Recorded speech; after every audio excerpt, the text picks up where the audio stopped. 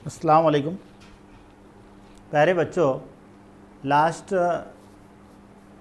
कई लेक्चर से हम जो डिफरेंट टॉपिक्स पढ़ रहे हैं उसके दरमियान एक टॉपिक जो ऑफलाइन क्लासेस दरमियान में जो शुरू हो गई थी उसकी वजह से बाकी रह गया था, उसके 2 लेक्चर्स यूट्यूब पे डाले गए थे और उसके बाद का जो पोर्शन है जो आपके सिलेबस में है वो बाकी था। वो चैप्टर था इन्हांसमेंट ऑफ फूड प्रोडक्ट।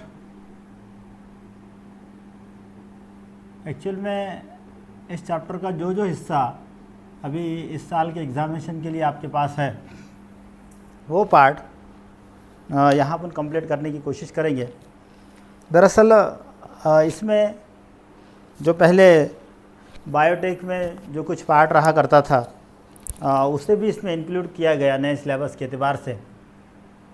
तो जो लास्ट मतलब लास्ट पीरियड में जिसे हम कहेंगे, लास्ट लेक्चर में जिसे हम कहेंगे माइक्रोब्स जो है खुर्द-बिन जानदार, उनका किरदार इंसानी फलाह-बहबूद में किस तरह से है वो हम देख रहे थे।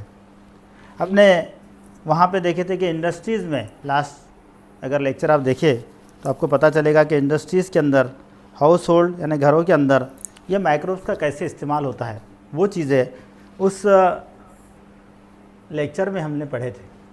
यहाँ 2 चीज़ों पे हमको डिस्कस करना है। एक माइक्रोब्स जो है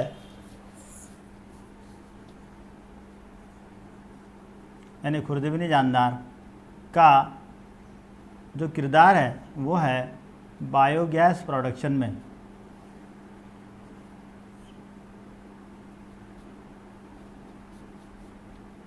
और दूसरा microbes in sewage treatment.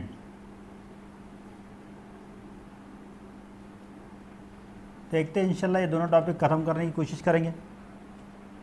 Sewage जो है हम लोगों को पता है कि जो म्युनिसिपल कॉरपोरेशंस या बड़े शहरों से निकलने वाला जो निकास होता है, जो बेकार मादे होते हैं उसे हम सीवेज कहते हैं।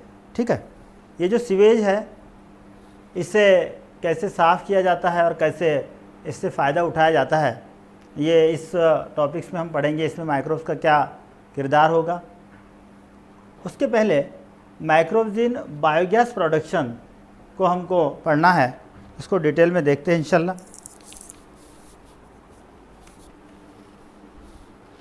सबसे पहले हमको एक चीज़ यहाँ याद रखना है कि ये माइक्रोब्स इन बायोगैस प्रोडक्शन का ये जो टॉपिक है इसको माइक्रोब्स इन एनर्जी प्रोडक्शन के नाम से भी जाना जाता है, क्योंकि बायोगैस एक तरह की एनर्जी है, एक तरह की तवानाई है। और ये कैसे तैयार की जाती है। सबसे पहले ये जो बायोगैस प्रोडक्शन जो है, इस बायोगैस प्रोडक्शन में हमको कुछ चीज़ें याद रखना है कि स्पेशली ये जो गैस होती है उसमें सबसे ज़्यादा बड़े पैमाने पर जो गैस है उसमें मीथेन का परसेंटेज बहुत ज़्यादा होता है, 40 to 60%। और इसीलिए इसके ज़रिए तैयार होने वाले यानी जो गैस है उसको मीथेन गैस भी कहा जाता है, क्योंकि इसमें raw material biological raw materials होते हैं, जैसे एग्रीकल्चरल वेस्ट है, फॉरेस्ट का वेस्ट है, स्पेशली जो गाय भैंस वगैरह इनका जो वेस्ट मटेरियल है, काऊ डंग जिसे अपन कहते हैं, वो खास तौर से गोबर कहेंगे आम जुबान में, उसका इस्तेमाल इसमें ज़्यादातर किया जाता है, इसलिए इसको बायोगैस भी कहा जाता है। दूसरा इसको मीथेन गैस कहते हैं, इसको बायोलॉजिकल गैस कहते हैं। ठीक है, अब इसमें मैक्सिमम यानी ज़्यादा से ज़्यादा जो परसेंटेज है वो मीथेन का है। सेकंड जो इसमें गैस होती है वो है कार्बन डाइऑक्साइड, ये तकरीबन 30% होगी, 30 to 40% के करीब करीब। फिर इसमें H2S होगा, ये तकरीबन 3% के करीब करीब होगा। बाकी की दीगर गैसेस हाइड्रोजन, कार्बन मोनोऑक्साइड वगैरह ये भी होगा ट्रेसेस के अंदर, यानी बहुत कम मिकदार में होगा। इस तरह से ये इस बायोगैस में पाए जाने वाली ये गैसेस ये इसका कंपोनेंट होगा। इसमें जो रॉ मटेरियल अभी मैंने कहा वो रॉ मटेरियल खाम माल जो इस्तेमाल होगा एग्रीकल्चरल वेस्ट है, यानी काश्तकारी में, खेती में जो एक्स्ट्रा के जो प्लांट होते हैं जिसको तन वगैरह कहते हैं, हम हर्ब्स कहते हैं, वीड्स कहते हैं जिसको, वो फॉरेस्ट वेस्ट होता है। इसके अलावा स्पेशली मैंने आपको कहा कि जो 4 पैरों के जानदार है जैसे गाय भैंस वगैरह, इनका जो वेस्ट मटेरियल जिसको गोबर कहेंगे, उसका स्पेशली ज़्यादातर उसके अंदर इस्तेमाल होता है। चलिए, इसको जहाँ पे तैयार किया जाता है उस प्लांट को, उसको बायोगैस प्लांट या गोबर गैस प्लांट कहते हैं। वो भी किस तरह से होता है यहाँ अपन उसको देखेंगे। एक बड़ा सा डाइजेस्टर जो है यहाँ पर इस तरह से, स्पेशली ज़मीन के अंदर जो है ये इस तरह से एक बड़ा डाइजेस्टर पाया जाता है। इस डाइजेस्टर्स के ऊपर जो है यहाँ पर एक ऐसा टीन से बना हुआ या स्टील से बना हुआ एक ऐसा लीड होता है, एक ढक्कन होता है, और इसको यहाँ पे जो सीलिंग है ये वाटर सीलिंग होता है, पानी के ज़रिए इसको सील कर दिया जाता है। यहाँ इसको एक बाहर की जानिब इस तरह से एक निकास होता है,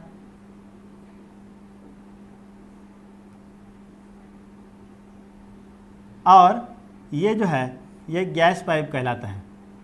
यहाँ पर इसका एक नॉब होगा, ये गैस पाइप कहलाएगा। ये जो है इसका ये है कंटेनर, यानी यहाँ पे गैस जमा होती है, ये डाइजेस्टर कहलाएगा जिसमें बायोगैस प्रोडक्शन होगा या इसमें प्रोसेसिंग होगा। ठीक है, इसमें इस तरफ एक टैंक होता है छोटा सा,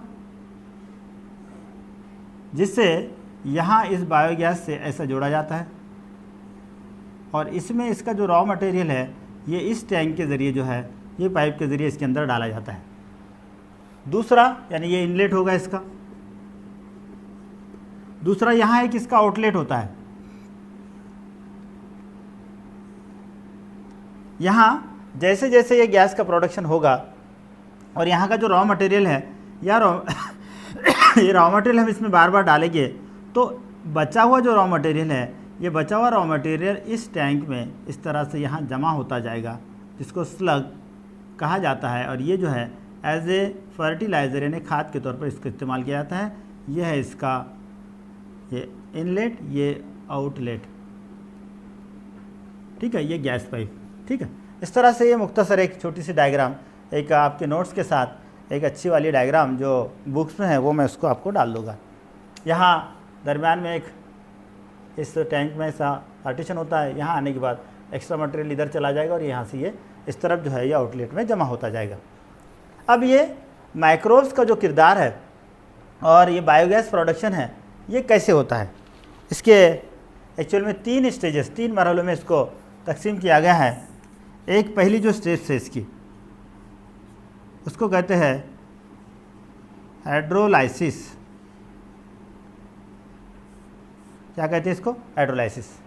मतलब ये हुआ कि जो भी ये जो इनलेट है, इस इनलेट में जैसे फॉर एग्जांपल गोबर को हम यहाँ डाल रहे हैं, काऊ डंग डाल रहे हैं, तो उसको एक किसी बर्तन में लेकर जितना उसकी मिकदार होगी उतनी मिकदार उसमें पानी 50% डालकर उसका एक लिक्विड फॉर्म उसको तैयार किया जाता है, एक मिक्सर तैयार किया जाता है, और वो मिक्सर यहाँ डालने के बाद वो इस डाइजेस्टर में डाल दिया जाता है।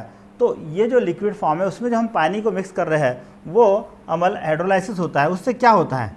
उससे ये होता है कि उसमें जो मौजूद, जैसे उसमें स्टार्च होगा, कुछ फाइबर्स हो गए, इस तरह के कुछ कॉम्प्लेक्स केमिकल्स वहाँ पाए जाएंगे, डिफरेंट टाइप्स के प्रोटीन्स हो गए, ये सभी जो है ये काय में कन्वर्ट हो गए, इसमें ये इसके हाइड्रोलाइसिस करने से शुगर में कन्वर्ट हो गए, अमीनो एसिड में कन्वर्ट हो गए। जैसे यहाँ प्रोटीन होगा अमीनो एसिड में कन्वर्ट हो जाएगा, स्टार्च होगा फाइबर हो गए शुगर में कन्वर्ट होगा, फैटी एसिड में कन्वर्ट होगा। समझ में आ गया? यानी ऐसे एक सिंपल फॉर्म में लिपिड्स में कन्वर्ट होगा। यानी हाइड्रोलाइसिस के अमल के दौरान क्या होगा कि ये जो कॉम्प्लेक्स केमिकल कंपाउंड थे, एक मुरक्कब की शक्ल में थे, वो सादा कीमिया मादों में तब्दील हो जाएगी। ये इसकी पहली स्टेप्स कहलाएगी।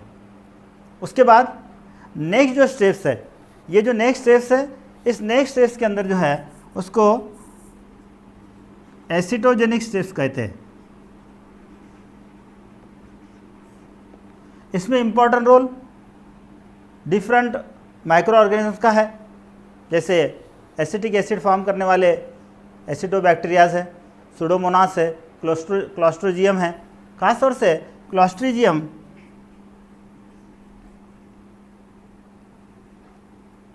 और सुडोमोनास, इसका इस्तेमाल इस प्रोसेस में होता है। अब ये जो तमाम चीज़ें थी, शुगर हमारे पास, एसिटिक एसिड, फैटी एसिड्स वगैरह वगैरह, ये जो है तो सॉरी ये जो है ये अमीनो एसिड, ये जो है तो ये काय में तब्दील हो जाएंगे, ये एसिटिक एसिड तैयार करेंगे इस अमल के दौरान, फॉर्मिक एसिड तैयार करेंगे, कार्बन डाइऑक्साइड तैयार करेंगे, हाइड्रोजन तैयार करेंगे, इस तरह से ये चीज़ों को तैयार करेंगे। ये दूसरा यानी इसमें एसिटिक एसिड फॉर्म होता है, इसलिए एसिटोजेनिक स्टेज इसको कहते हैं, या एसिटोजेनेसिस कहा जाता है इसको, हाइड्रोलाइसिस या एसिटोजेनेसिस। ठीक है, तीसरी जो स्टेज है उसको मिथानोजेनेसिस कहते हैं।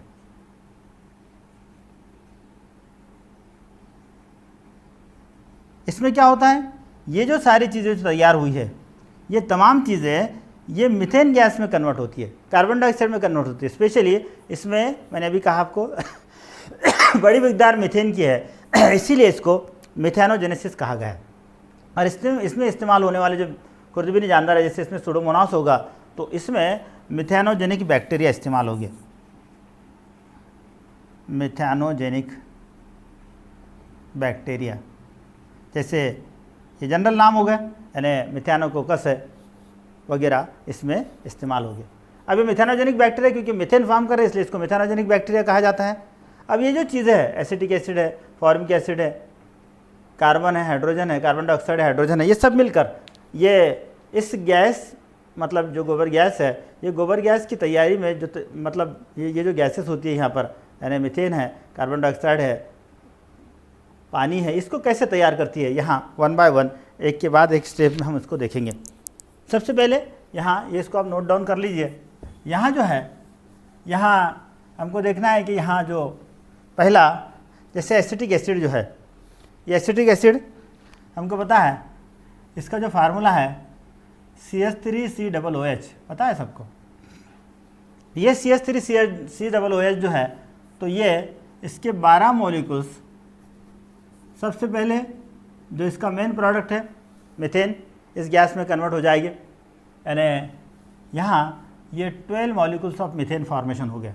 मतलब क्या हुआ, देखो ये कार्बन और दूसरी जो गैस है यहाँ पर जो फॉर्मेशन होगी वो CO2 होगी, ये भी 12। ठीक है, रिएक्शन देखो बैलेंस है क्या, देख लीजिए। यहाँ पर कार्बन अपने पास था ये 12 और 12 24, यहाँ पर ये 12 और ये 12 24। ठीक है, अपने पास हाइड्रोजन ये 12 36 और ये 12 48 थे। ठीक है, हाइड्रोजन कितने थे 48, यहाँ बार इसको 4 है, 12 चौक 48। ठीक है, ऑक्सीजन हमारे पास थे 2 है यहाँ पर 12 और 12 24। ठीक है, तो ये 12 है यानी 12 दूना 24। ठीक है, यानी इस तरह से रिएक्शन बैलेंस हो गया। तो ये पहली रिएक्शन में यानी यहाँ एसिटिक एसिड जो है ये इस तरह से यहाँ ये मीथेन में और कार्बन डाइऑक्साइड में कन्वर्ट होगा। समझ में आप बेटा। नेक्स्ट यानी ये एक रिएक्शन होगा यहाँ पर। दूसरा रिएक्शन जो होगा हमने बताए थे, फॉर्मिक एसिड फॉर्म हो रहा है, इसका जाता है HCOH। इसके 4 मॉलिक्यूल्स जो है, ये 4 मॉलिक्यूल्स देखो किस तरह से कन्वर्ट हो गए। सबसे पहले तो यहाँ पर CH4 फॉर्म हो जाएगा, मीथेन फॉर्म हो जाएगा। उसके बाद में बचे हुए जो है इसमें 3CO2 प्लस यहाँ पर H2O फॉर्म होगा। इसको बैलेंस कर लेंगे इंशाल्लाह। ठीक है, यहाँ देखिए कार्बन 4 है, ये 1 एंड ये 3 4, कार्बन कोई प्रॉब्लम नहीं रहा। हाइड्रोजन यहाँ पर 4 एंड 4 8 है तो यहाँ 4 हो गए, करेक्ट। अगर यहाँ 2 लगा देते हम तो ये 4 और ये 4 8 हो जाएंगे। ऑक्सीजन यहाँ पर 4 और 4 8 है क्योंकि यहाँ 4 लगे हैं, तो यहाँ पर 3 दूना 6 और ये 2 8। ठीक है, यानी बैलेंस रिएक्शन होगा। यानी फॉर्मिक एसिड से जो है इस तरह से मीथेन फॉर्म होगा, कार्बन डाइऑक्साइड फॉर्म होगा। उसके बाद में और जो यहाँ 2 चीज़ें हैं, कार्बन डाइऑक्साइड और हाइड्रोजन, ये कार्बन डाइऑक्साइड यानी ये फॉर्मिक एसिड यहाँ लिख लीजिए, ये CO2 और H2 ये मिलाकर जो तैयार होगा वो होगा CH4, क्योंकि मीथेन हमारा मेन प्रोडक्ट है, प्लस यहाँ पर H2O फॉर्म होगा। ठीक, अब यहाँ पर क्योंकि हमारे पास वहाँ हाइड्रोजन 4, यहाँ अपने 2 लिखे है, फिर यहाँ पर और यहाँ 2 है, तो इसको बैलेंस करने के लिए अगर हम यहाँ इसको 4 कर देते हैं तो क्या हो जाएगा, यहाँ पर हाइड्रोजन 8 हो गए, तो हाइड्रोजन यहाँ 4, यहाँ 2 कर दिया तो ये 8 हो जाएंगे। यहाँ पर ऑक्सीजन 2, ये ऑक्सीजन 2, कार्बन 1, कार्बन 1, ठीक है, इस तरह से। यानी ये जो है ये 3 रिएक्शन के ज़रिए जो है इस तरह से यहाँ पर मेन जो गैस होगी ये मीथेन होगी, कार्बन डाइऑक्साइड फॉर्म होगा। तो अभी मैंने कहा था कि यहाँ पे मीथेन, कार्बन डाइऑक्साइड, ये 2 चीज़ें जो है इसमें इम्पॉर्टेंट यानी अहम गैसेस होती है, और ये जो है ये इसका एक मिक्सर, ये गैस जिसको बायोगैस कह रहे हैं, जिसको गोबर गैस कहते हैं, ये इस तरह से फॉर्मेशन होती है। कभी कभार इसको पूरी इसकी प्रोसेस पूछी जाए तो ये 3 स्टेजेस लिख लीजिए। उसका बायोगैस प्लांट पूछ लिया जाए तो मैंने अभी जो डायग्राम बनाया था, डायग्राम उसके अलग अलग पार्ट लिख लीजिए, आसानी से लिख सकते हैं। इसके कंपोनेंट पूछ लिया जाए तो ये लिख लीजिए। इसके ये लास्ट वाली जो रिएक्शन, इसमें से कोई रिएक्शन पूछ ली जाए तो ये 3 रिएक्शंस याद रख लीजिए। आखिर में इसके अंदर एक जो क्वेश्चन है जिसको इसके इम्पोर्टेंस कहा जाता है, इसकी अहमियत कहते हैं, इम्पोर्टेंस ऑफ बायोगैस। क्या इम्पोर्टेंस है, क्या अहमियत है इसकी? देखिए, सबसे पहली बात, ये जो बायोगैस है ये बायोगैस बहुत ही चीप है, बहुत सस्ती जिसे कह सकते हैं, क्योंकि इसको जो तैयार करने के लिए रॉ मटेरियल यूज़ हो रहा है वो बहुत आसानी से हासिल होता है, उसके लिए ज़्यादा पैसे खर्च करने की ज़रूरत नहीं है। यानी वेस्ट मटेरियल एग्रीकल्चर का है, फॉरेस्ट का वेस्ट मटेरियल है, दीगर हैवानात का वेस्ट मटेरियल है, उसका इस्तेमाल हो रहा, यानी इसका रॉ मटेरियल यानी इसके प्रोडक्शन में खर्च नहीं होगा, प्रोडक्शन बहुत चीप होगा, पहली बात। दूसरी बात यह है कि ये स्मॉल स्केल इंडस्ट्रीज़ में, यानी इसके लिए बहुत बड़ी इंडस्ट्रीज़ की ज़रूरत नहीं है, छोटी सी सनत, छोटी सी इंडस्ट्री से कह सकते हैं, गोबर गैस प्लांट जो हम घर में इसको बना सकते हैं, घर पे बना तैयार कर सकते हैं, वहाँ पर यानी स्मॉल स्केल इंडस्ट्री में इसका प्रोडक्शन हो सकता है। तीसरी चीज़ यह है कि इसका इस्तेमाल घरों में एज ए कुकिंग के लिए, खाना बनाने के लिए, लाइट के लिए इस्तेमाल कर सकते हैं। फोर्थ चीज़ इसकी यह है कि इसका जब हम इस्तेमाल करेंगे तो ये ब्लू फ्लेम से जलता है और इससे किसी भी तरह का यानी जो स्मोक नहीं निकलता, किसी भी तरह का धुआं नहीं निकलता, तो इनडायरेक्टली डायरेक्टली पोल्यूशन नहीं होगा, आलूदगी नहीं होगी। इसके बाद इसके तैयारी के बाद जो स्लग बच जाता है, जो रॉ मटेरियल बच जाता है, उसको एज ए खाद के तौर पर इस्तेमाल में लाया जाता है, उसको खाद के तौर पर इस्तेमाल करते हैं। ऐसे बहुत सारे इसके इम्पोर्टेंस हम लिख सकते हैं। ये जो मैंने बताया 4-5 बहुत ही आसानी से याद रहेंगे और वो सबको आप आसानी से लिख सकते हैं। फॉर 2 मार्क्स इसके इम्पोर्टेंट पूछे जा सकते हैं। तो चलिए, ये बायोगैस प्रोडक्शन जो है इसमें माइक्रोब्स का कैसे किरदार था, इसके कंपोनेंट्स कौन से थे, इसमें रॉ मटेरियल क्या यूज़ हुआ, इसकी ये 3 स्टेजेस, इसकी ये रिएक्शंस, इसका इम्पोर्टेंट, ये सब चीज़ें आप लोग याद रखिए। इसके बाद एक क्वेश्चन हम यहाँ पे कंप्लीट करेंगे जिसे कहा जाता है माइक्रोब्स जो है इन सीवेज ट्रीटमेंट। चलो, लास्ट जब मैंने इसको शुरू किया था तो उस वक्त मैंने सीवेज किसे कहते हैं आपको बताया था कि जो वेस्ट मटेरियल म्युनिसिपल कॉरपोरेशन या बड़े जो शहर होते हैं, बड़े टाउन्स, बड़ी सिटीज़ जो होती है, वहाँ से निकलने वाले जो होते हैं उससे हम सीवेज कहते हैं। निकास वेस्ट मटेरियल जो होता है, बेकार मादे जो होते हैं, उसका निकास, उसको सीवेज कहा जाता है। अब हमको एक बात पता है कि जो सीवेज है, ये सीवेज में क्या होगा। सबसे पहली चीज़, वहाँ पर घर से निकलने वाला तमाम वो गंदा पानी होगा, वो सीवेज में क्या होगा। फैक्ट्री से निकलने वाला तमाम रॉ मटेरियल होगा, वो सीवेज में क्या होगा। जो फार्मास्यूटिकल कंपनी से दवाइयाँ तैयार करती है, उस दवाइयाँ तैयार करने वाले उसका जो वेस्ट मटेरियल है वो होगा। मुख्तलिफ़ केमिकल्स, कीमियाई मादे तैयार करने वाले, एसिड तैयार करने वाले और इसी तरह की जो इंडस्ट्रीज़ है उससे निकलने वाला रॉ मटेरियल होगा। कहीं मीट प्रोसेसिंग यानी गोश्त पर कुछ प्रोसेस करने वाली जो कोई वहाँ पे फैक्ट्रीज होगी, जो कोई इंडस्ट्रीज़ होगी, उससे निकलने वाला बेकार वेस्ट मटेरियल होगा। टिनरी जिसको अपन चमड़े का कारोबार कहते हैं, वो चमड़े की जो फैक्ट्रीज होगी उससे निकलने वाला वेस्ट मटेरियल होगा। हॉस्पिटल से बड़े बड़े उससे निकलने वाला वेस्ट मटेरियल। इन शॉर्ट में सभी तरह के जो इस म्यूनसिपल कॉरपोरेशन या बड़े शहरों में जो चीज़ें यहाँ सब आती है, उन सब से निकलने वाले बेकार मादे वो सब के सब एक साथ इस सीवेज की शक्ल में जो है तो हम इसको बाहर की तरफ निकालते हैं, इसको सीवेज कहते हैं। अब बहुत सीधी चीज़ है, इसमें क्या होगा, इसमें बड़े पैमाने पर बैक्टीरियाज होंगे, इसमें बड़े पैमाने पर वायरसेस होंगे, इसमें बड़े पैमाने पर फंगस होगा, इसमें बड़े पैमाने पर प्रोटोजोआज हो गया, अव्वलीन हैवानात हो गए। इसके अलावा इसमें बहुत सारे नामियाती गैर नामियाती कीमियाई मुरक्कबात हो गए। इसमें कुछ ऐसे वेस्ट मटेरियल हो गए कि जो डाइजेस्ट नहीं होते हैं, जैसे थर्माकोल, प्लास्टिक्स वगैरह, ये सब यानी ऐसी बहुत सारी चीज़ें हैं कि जो इसके अंदर मिक्सअप होगी। और ये सारी चीज़ें जो उसके अंदर मिक्स है, ये तमाम चीज़ें बहुत सारी बीमारियों के लिए ज़िम्मेदार होगी। उसमें तैयार होने वाले बैक्टीरिया, उसमें तैयार होने वाले वायरसेस, उसमें पाए जाने वाले फंगस, उसमें पाए जाने वाले प्रोटोजोआस, उसमें पाए जाने वाले निमेटोड्स, बहुत सारे ऐसे जानदार, ये जो है तो ये क्या करेंगे, मुख्तलिफ बीमारियों को पैदा करेंगे। ये ह्यूमन हेल्थ के लिए, इंसानी हेल्थ के लिए क्या है, डेंजरस है। अब अगर हम इस सीवेज को ट्रीटमेंट करते हैं और अगर इसको साफ़ पानी में तब्दील करते हैं तो जाहिर सी बात है वो पानी भी इस्तेमाल में लाया जाएगा, चाहे एग्रीकल्चर के लिए और किसी इंडस्ट्रीज़ वगैरह के इस्तेमाल में लाया जाएगा। और उससे बचा हुआ जो मटेरियल है उसको एज ए फर्टिलाइज़र भी हम उसको इस्तेमाल कर सकेंगे और उससे होने वाले नुकसान से बच सकेंगे। दोनों बातें हैं, यानी उसको अगर ट्रीटमेंट दी जाए तो उससे निकलने वाली ये चीज़ें, ये जो प्रोडक्ट है, ये प्रोडक्ट इस्तेमाल में तो लाए जाएंगे लेकिन उससे होने वाले नुकसान से भी बचा जाएगा, यानी डबल फ़ायदा है। लेकिन ये सब करने में इम्पॉर्टेंट रोल जो है वो माइक्रो ऑर्गेनिजम्स का है, खुर्दबीनी जानदारों का है। अब वो कैसे है, किस तरह से, वो हमको समझना है। देखिए, इसकी जो ट्रीटमेंट है इसको 4 हिस्सों में तकसीम किया गया।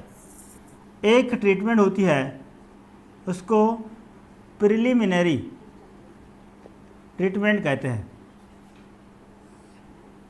दूसरी जो होती है उसको प्राइमरी ट्रीटमेंट कहते हैं, तीसरी जो होती है उसको सेकेंडरी कहते हैं, और फोर्थ जो होती है उसको टर्सरी कहते हैं। यानी ये इब्तिदाई कह सकते, ये पहली, सानवी और सलासी। अब ये जो ट्रीटमेंट्स है, ये हर एक ट्रीटमेंट में क्या होता है, क्या किया जाता है, जो सीवेज वाला जो मटेरियल है, ये सीवेज वाला मटेरियल पूरे शहर से एक जगह जमा किया जाता है और वहाँ उसको सीवेज ट्रीटमेंट प्लांट कहते हैं। उस सीवेज ट्रीटमेंट प्लांट में, इस प्रीलिमिनरी ट्रीटमेंट में, यानी यहाँ भी खुर्दबीनी जानदारों का कोई रोल नहीं है, वहाँ इब्तिदाई हालत में इस सीवेज ट्रीटमेंट को एक साथ एक जगह जमा करके उसको 2 तरह से, यानी उसमें 2 अमल होते हैं। एक को कहा जाता है स्क्रीनिंग, और इसकी जो दूसरी प्रोसेस है, उस दूसरे प्रोसेस को जो है उसको कहते हैं ग्रेट चैम्बर